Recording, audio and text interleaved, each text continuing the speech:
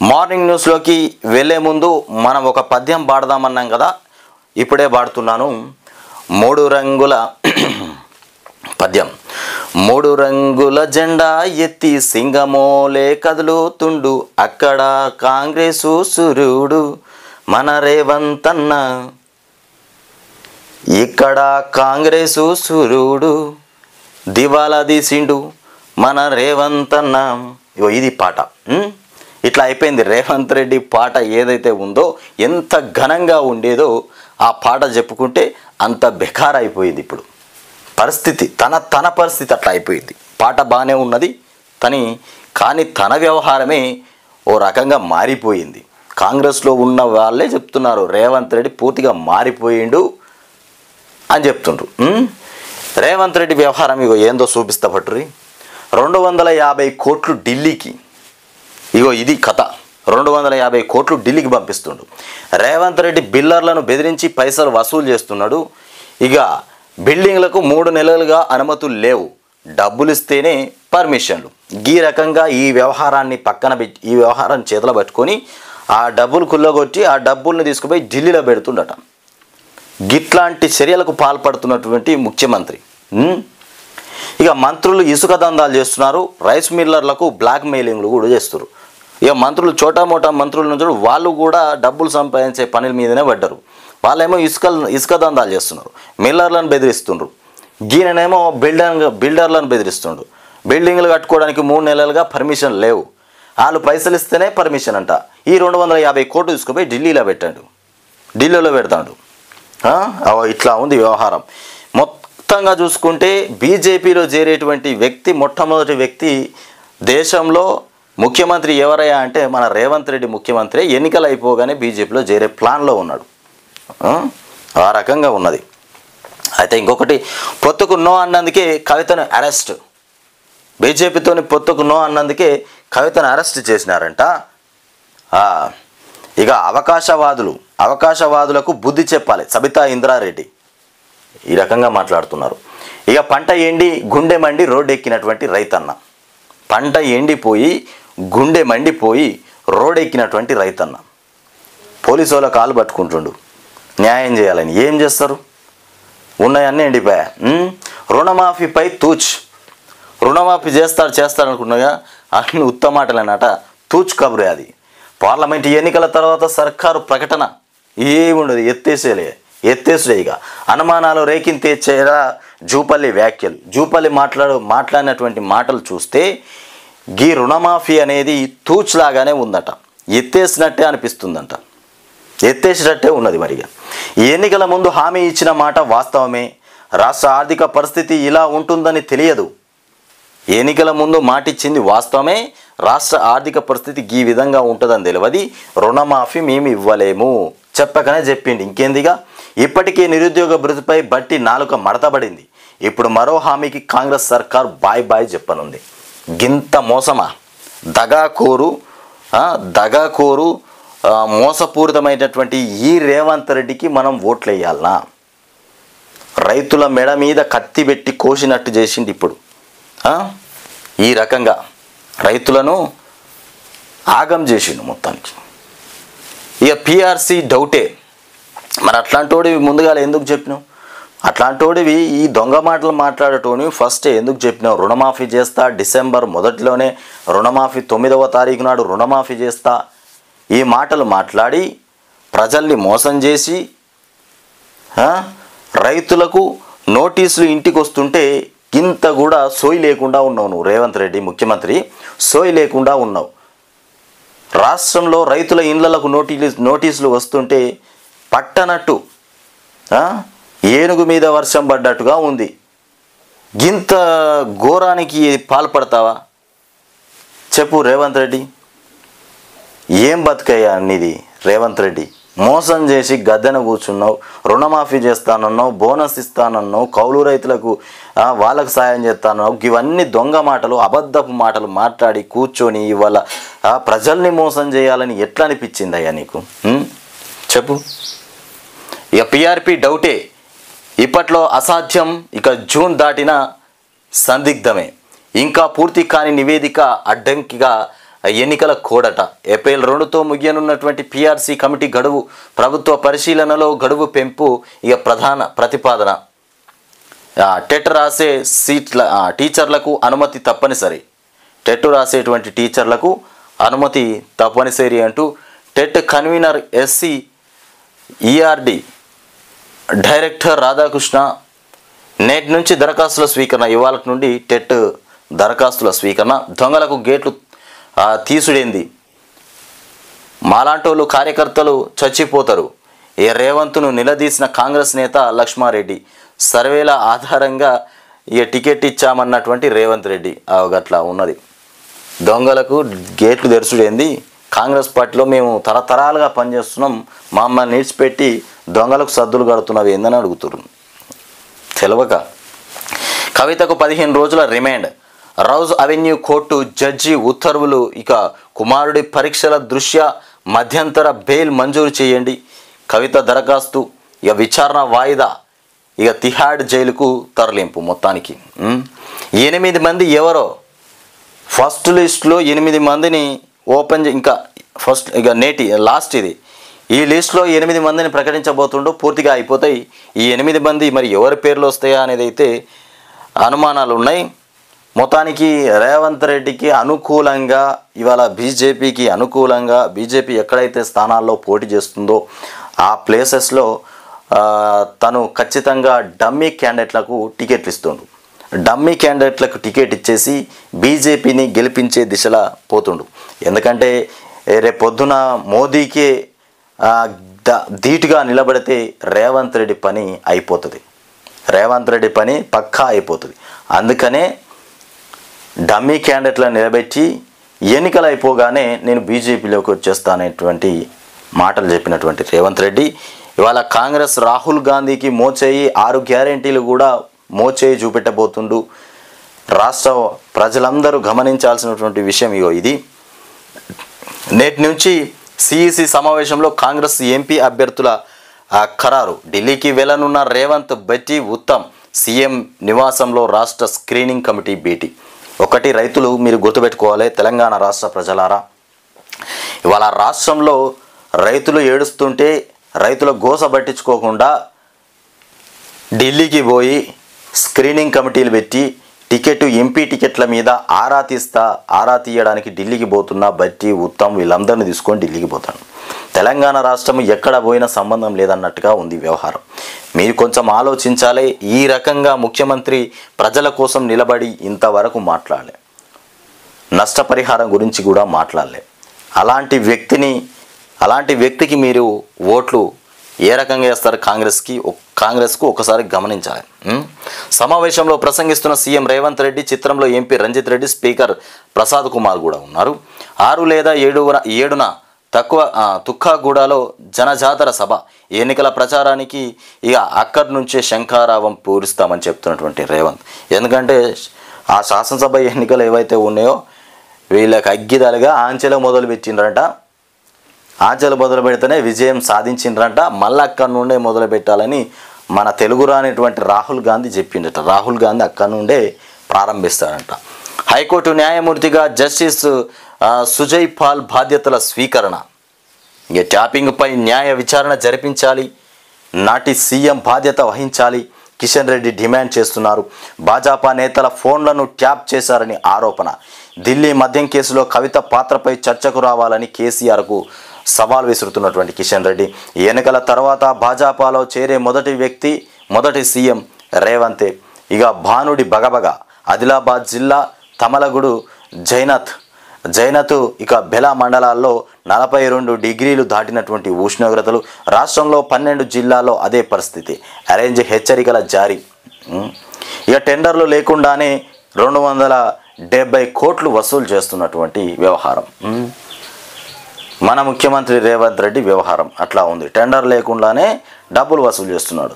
ఇక జిల్లాల్లోనూ tapping networks. నాటి BRS మంత్రులు, ఎమ్మెల్యేల సేవలో ప్రభాకర్ రావు అండ్ కో. ఇక ప్రత్యర్థులు, రియాల్టర్లు, వ్యాపారుల ఫోన్ల మీద నిఘా. వరంగల్ జిల్లాలోని పర్వతగిరి కేంద్రంగా వార్ రూమ్. వరంగల్ జిల్లాలోని పర్వతగిరి వార్ రూమ్గా వాడుకున్నారట. సూర్యాపేటలో మై హోమ్ కోసం 3 రోజుల డ్యూటీ. ఇట్లా ఉంటే ఇగో రేవంత్ రెడ్డి నువ్వు నా వెంటగా కూడా బీకలేవని కేటీఆర్ చేస్తున్నటువంటి వ్యాఖ్యలు. ఇక ఫోన్ ట్యాపింగ్పై ఏం చేసుకుంటావో చేసుకో కేటీఆర్. రేవంత్ రెడ్డికి సీఎంగా పనిచేసే తెలివి లేనే లేదు. తెలివి లేని రేవంత్ రెడ్డి ఇక రాహుల్ గాంధీకి విరుద్ధంగా వ్యవహరిస్తున్నాడు. ఇక దానంపై వేటు కోసం అవసరమైతే సుప్రీంకోర్టుకు వెళ్తాం. బీఆర్ఎస్ సికింద్రాబాద్ పార్లమెంటు సిగ్మెంట్ స్థాయి మీటింగ్లో వ్యాఖ్యలు. మొత్తానికి ఈ రకంగా ఉంది. ఫోన్ ట్యాపింగ్ కేసులో ఏసీబీ ఎంట్రీ. అక్రమంగా ఆస్తులు కూడబెట్టిన అధికారులపైన నజర్. ఇక ప్రముఖులను బ్లాక్మెయిల్ చేసి డబ్బులు గుంజినటువంటి ప్రణీత్ రావు టీం. ఆదిలాబాద్లో 42 డిగ్రీలు, 22 జిల్లాలలో 40 డిగ్రీలకు పైగానే నమోదు. వచ్చే 4 రోజుల్లో ఇంకో 3 డిగ్రీలు పెరిగే ఛాన్స్. 10 జిల్లాలకు ఆరెంజ్ అలర్ట్ జారీ చేసినటువంటి వాతావరణ శాఖ. ఇక బాలికలపైన రేప్ కేసులో జగిత్యాల దాటినటువంటి ఇన్వెస్టిగేషన్. మొత్తానికి బాలికలపైన రేప్ కేసు, డ్రగ్స్ కేసులో హైదరాబాద్ లింక్ ఉంది. ఇక తెంపేసినటువంటి లోకల్ పోలీసులు. ఇక గంజాయికి పరిమితం చేసేందుకు యత్నం. స్వాదర్ హోమ్ ఇన్ఛార్జికి బెదిరింపులు. ఇక కేసును పక్కదారి పట్టించేందుకు కుట్ర పడుతున్నారు. బాలిక తండ్రితో బలవంతపు వీడియోలు. బాలిక తండ్రితోనే బలవంతపు వీడియోలు. నిబంధనలకు విరుద్ధంగా వీడియో వైరల్ అవుతున్నదంట. ఈ రకంగా ఈ గంజాయి ముఠా మొత్తానికి బాలికలను వెరవేసి అత్యాచారాలకు పాల్పడుతున్నారు. మొత్తానికి రేప్ చేస్తున్నటువంటి వ్యవహారం, రేప్లకు పాల్పడుతున్నారు. మోదీ 10 ఏళ్లలో రాష్ట్రానికి చేసింది ఏంటి? ఏం చూసి మూడోసారి ఓటేయాలి? మరి నువ్వు 3 నెలల్లో నీ 3 నెలల పరిపాలనలో నిన్ను చూసి ఓటేయాలనా, లేకపోతే నీ పరిపాలనను చూసి ఓటేయాలనా? మోదీ గురించి మాట్లాడుతుండు. మీరు అంతొకటైనా ఇప్పుడు నువ్వు మాట్లాడాల్సినటువంటి మాటనేనా ఇది? మాకు తెలుసు కదా, ప్రజలకు కూడా తెలుసు. నువ్వు మోదీతోనే కలిసి ఉన్నావని విషయం తెలుసు.